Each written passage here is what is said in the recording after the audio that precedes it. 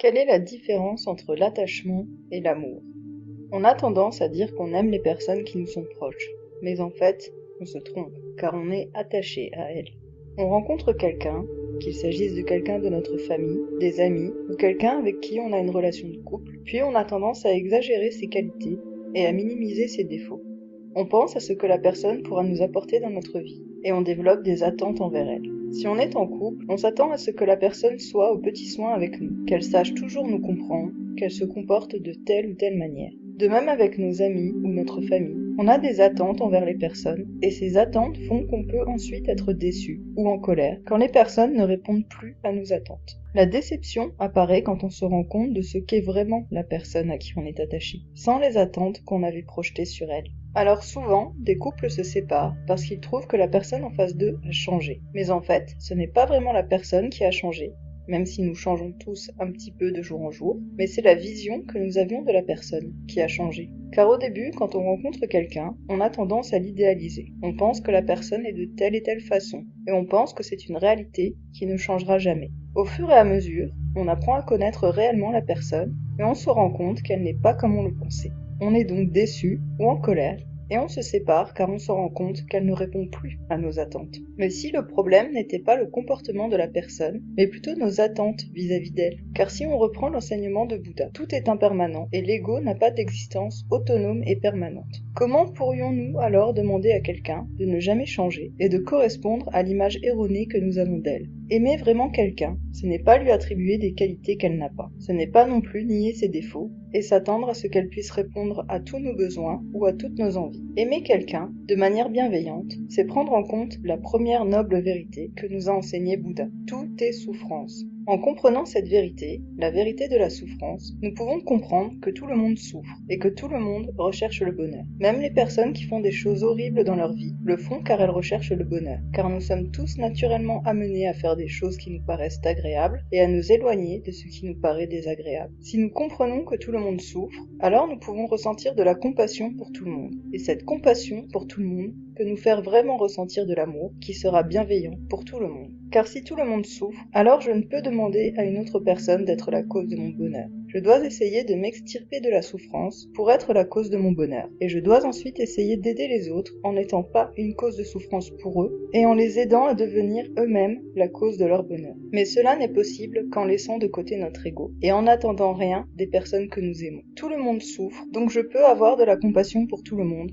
Et je peux aimer tout le monde. Si j'aime plus une personne qu'une autre, alors ce n'est plus de l'amour, c'est de l'attachement. Et l'attachement nous fera souffrir, car nous serons dans l'attente constamment. Nous nous attendrons à ce qu'on nous donne des preuves d'amour, à ce qu'on soit plus important que les autres aux yeux de la personne, à ce que la personne n'aime que nous. Et toutes ces attentes seront des possibilités d'être déçus. De plus, en étant dans l'attente de ce que la personne en face de nous peut nous apporter, nous ne sommes pas dans l'amour, car nous réfléchissons au travers de notre ego, qui s'attend à être satisfait, et qui emploiera tous les moyens pour ça, quitte à faire souffrir la personne en face de nous. Mais si, au lieu de regarder les autres au travers de notre ego, et donc avec attachement, nous les regardions avec compassion, et nous les aimions de manière bienveillante, alors comment ça se traduirait? Nous pourrions en fait ne plus nous attacher aux personnes, et donc ne plus ressentir d'émotions négatives, telles que la déception ou la jalousie. Et nous pourrions être compatissants envers eux, et ressentir de l'amour bienveillant. Au lieu de nous demander ce que la personne peut faire pour nous, nous nous demanderions alors qu'est-ce que moi je peux faire pour atténuer sa souffrance? Comment est-ce que je peux l'aider?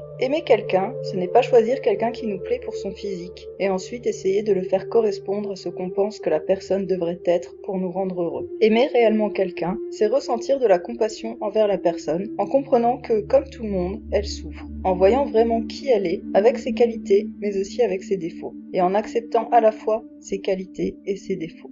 Car tout le monde est comme il est pour une raison.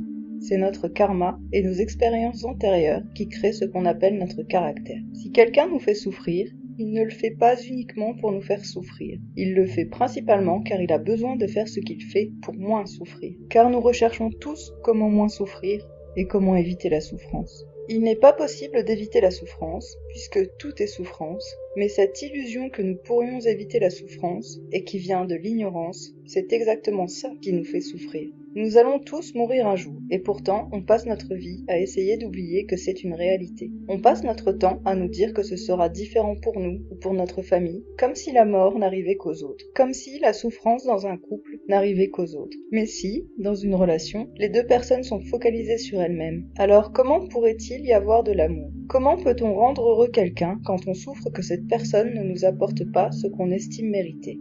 L'attachement est la cause de notre souffrance.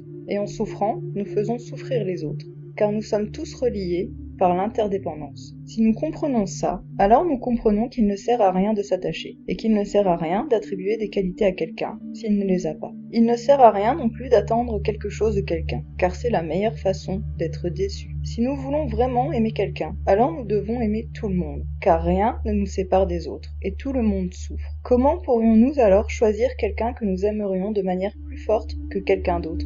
L'amour ne se quantifie pas. On aime ou on n'aime pas quelqu'un. En l'occurrence ici, soit on aime quelqu'un, soit on y est attaché. Et en étant attaché à quelqu'un, on le fera souffrir de par nos attentes envers lui. La compassion et la sagesse doivent nous amener à aimer tout le monde de manière bienveillante, avec leurs qualités, mais aussi avec leurs défauts. Nous devons essayer de voir les gens tels qu'ils sont, sans rien attendre de leur part, et en les acceptant comme ils sont, car ils sont comme ils sont parce qu'ils souffrent. Tout le monde cherche le bonheur, mais le bonheur lui-même est impermanent. On peut être heureux, et l'instant d'après, être malheureux. Ce qu'il nous faut rechercher avant tout, c'est la paix de l'esprit, en se libérant de notre ego et de notre attachement à lui. De par l'interdépendance qui existe entre nous tous, si je suis heureux, alors je pourrai aider mon entourage à être heureux. Si je n'ai pas plus d'importance que la personne en face de moi, alors il n'y a pas de raison que je demande à quelqu'un de satisfaire mes attentes. C'est au contraire à moi de faire en sorte d'apporter du bonheur aux personnes qui m'entourent, en les rendant heureuses, sans rien attendre d'elles, et elles pourront ensuite m'apporter aussi du bonheur si elles en ont envie. L'amour bienveillant vient de la compréhension que tout est souffrance, qui fait naître un sentiment de compassion équanime, et donc ensuite un sentiment d'amour bienveillant envers tout le monde. Il n'y a pas des gens qui méritent plus notre amour que d'autres. Tout le monde souffre, tout le monde mérite notre compassion, et tout le monde mérite notre amour. Peu importe ses actes, ses paroles ou ses pensées. C'est la compassion qui mène à l'amour, qui nous aide à accepter les gens tels qu'ils sont, à les pardonner et à les aider. L'attachement ne fait que compliquer les relations et créer de la souffrance. On est triste que la personne à laquelle on est attaché nous ignore. On est triste qu'elle nous trompe, on est triste qu'elle change. Alors, si nous acceptons que tout est souffrance, et que nous devons être compatissants envers tout le monde, nous comprenons aussi que si nous voulons aimer, nous devons aimer tout le monde.